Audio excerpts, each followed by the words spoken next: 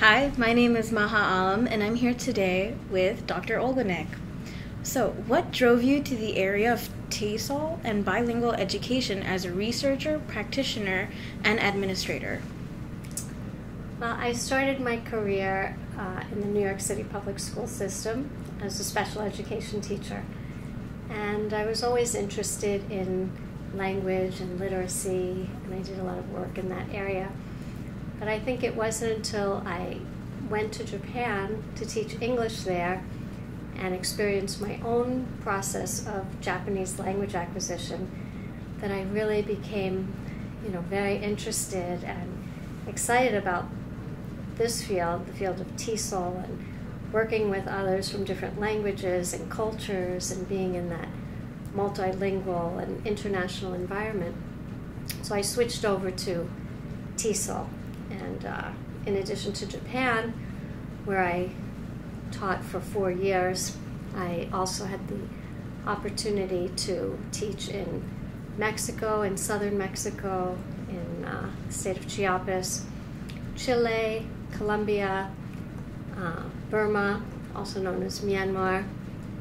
And my next adventure is going to be going to Kazakhstan, where I just received a grant to work with teachers in Kazakhstan to promote English language and STEM education. So I'm very excited about that. So this is a field that has really fulfilled my desire to work with language teachers and students from around the world, and it's been very enriching. With all the traveling you've done, you've had a lot of first-hand experience with experiencing all these cultures. What is your personal experience of adopting the culture of the languages you have learned? Well, I've had some experiences where I was the only American living in the area. For example, my first 2 years in Japan, I was the only American. So, I spent a lot of time with Japanese people. I worked in Japanese schools for 6 days a week, interacting with Japanese students, teachers, and just the everyday lifestyle. I participated in extracurricular activities with Japanese students, such as kendo, fencing, and koto, Japanese harp, and tea ceremony, and learning the language too, because culture is so embedded in language. So, for example, my first book is called, the title, Onarashiku, was inspired by an expression people use to remind me to speak like a woman, because Onarashiku means like a woman. So right there you are understanding that there's a difference between the way men and women speak in Japanese. So, you adopt the different cultural norms and expectations. So whenever you are living closely with people and working with them and learning language in the community, it's inevitable that you're going to adopt the culture. So as you were there, it seems like there was a lot of back and forth between learning a language and learning the culture. As you were teaching English, was any of that reciprocated? I think so. And not only for me, but there's a lot of exposure to American culture. And when people were learning English, they really did want to, especially very motivated students, wanted to be immersed in American culture, so they would, watch shows from the United States, and learning English for them was a way to experience the other culture. Yes, so it was reciprocated. But I think when you're actually living in the culture, that plays a big role as well. Yes. So America is a melting pot of cultures. Many people struggle with English, but many first-generation children speak only English and face conflict with the culture of their parents' land. Do you think learning their heritage language is beneficial for them? Well, yes. I think learning heritage languages is very beneficial.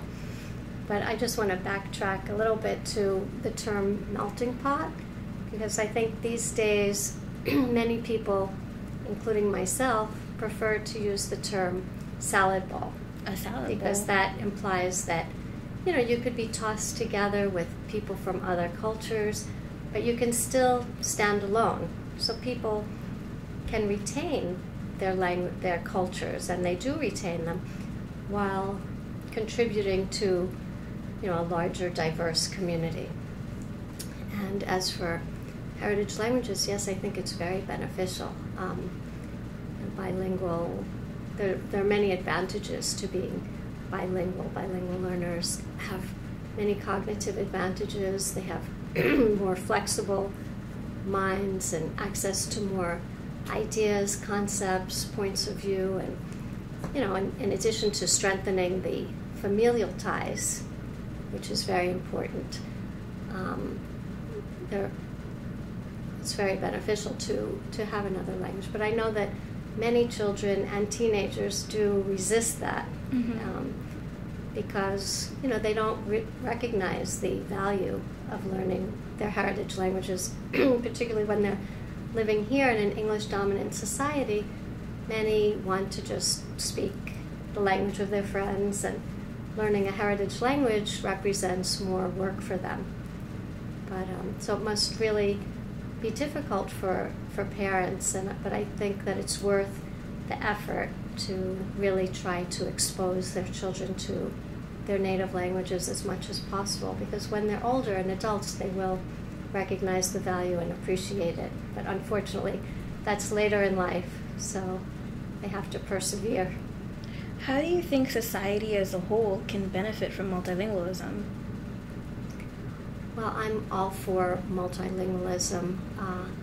The more languages people speak, the more points of view they have, the more they appreciate other languages and cultures, and you know, the less likely there'll be conflicts, and less likely people will be victims of propaganda. I know that, you know, some societies do struggle with this, though. For example, our neighbors to the north, Montreal, there have been ongoing tensions between the Anglophones and the Francophones, and Right. In Spain, conflicts between the Catalans and the Spaniards, and separatist movements going on all over Europe.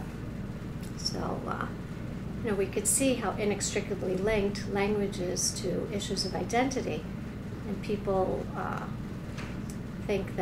some people think that multilingualism may be a threat to their national identity. But I think that this is really based on fear and ignorance, and it could be overcome through education. Like dual language programs are very beneficial. If we start children at a very young age learning with others, the language minority students with language majority students, they can, you know, learn from each other from a young age and learn to appreciate the struggle and the sense of pride in learning the other language. And, you know, children can understand that when people come here from other cultures, they already have a whole other language and other culture. You know, it doesn't mean that just because they don't speak English, they don't have a language. It's, you know, it's important for children to learn that as early as possible, that there are other languages and cultures besides English, so that they can grow up and appreciate and respect other cultures. So you're saying as people grow up, they're exposed to many different cultures, and as you earlier referred to America as a salad bowl, I find that very interesting. So as people are kind of appreciating all the different parts of the salad, there becomes a really shaky line between appropriating a culture and disrespecting it. So for example, today, many people take the culture of Black Americans and try to profitize off it, even though, as you know, it's not necessarily theirs. How do you think we can appropriately respect these cultures without claiming them to be theirs ethnically? Well, that's a very interesting intellectual debate. So when you say appropriating, it makes me think of, you know, taking something away from somebody that's of value. So cultural appropriation would be profiting off of somebody else's culture. And of course there are some very egregious forms of inequity and exploitation, and people, as you say, capitalizing off of other people's suffering or, disadvantages. But I sense that your question refers to more subtle forms yes. of appropriation. So how would this be done? Well, many people may resent when people from outside their culture write about their culture, for example, because they may think that someone from outside the culture may not understand their culture well enough, may misrepresent them, which they may feel like that takes away somebody else's voice, or it usurps their culture in a way. But so does that mean we can only write about our own cultures? I personally feel that anybody can write about anything as long as it's not blatantly racist or attacking somebody else.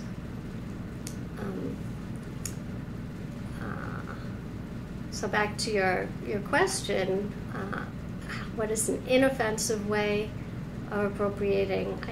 I would say if it's inoffensive, then it's not appropriating. I would prefer to use the term appreciating. Or describing, for example.